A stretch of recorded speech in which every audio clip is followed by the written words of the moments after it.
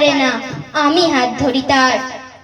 তোমাদের বাবা তোমাদের হাতে খরচের টাকা দেয়, আমি টিউশন পড়িয়ে মাসহারা পেলে বাবার ওষুধ কিনতে হয়।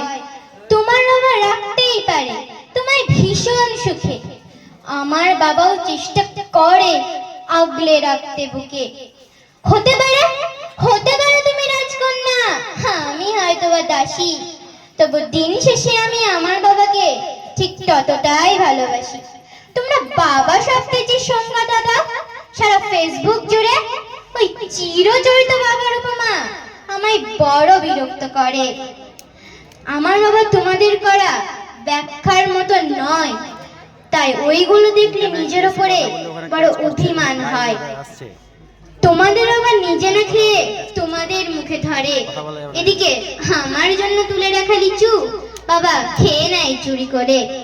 বুঝেই না উনি অত ছোট কথা, বড্ড সরল জানো, তাই তো এমন জটিল সমাজে ভীষণ বেমানানো হলো।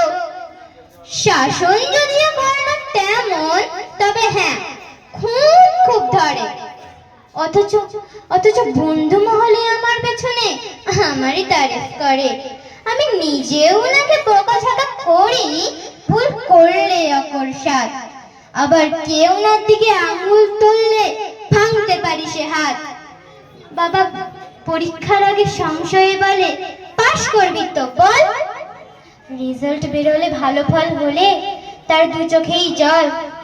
যে বলে খালি আমার দ্বারা কিছুই হবে না নাকি, তাকেই আমার সাফল্যে আমি দামামা বাজাতে দেখি।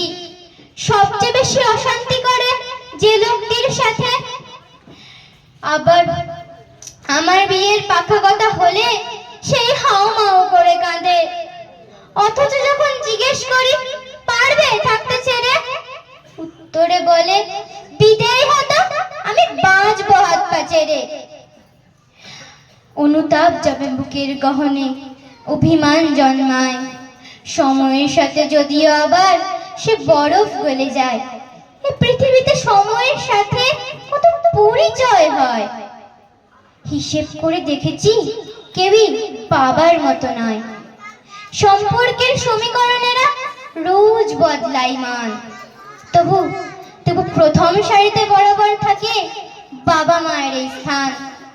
ঝগড়া ঝামেলা অভিমান এসব এত কিছু পড়ো, আমার একটা বিষয় ওনার প্রতি দুর্বল করে বড়।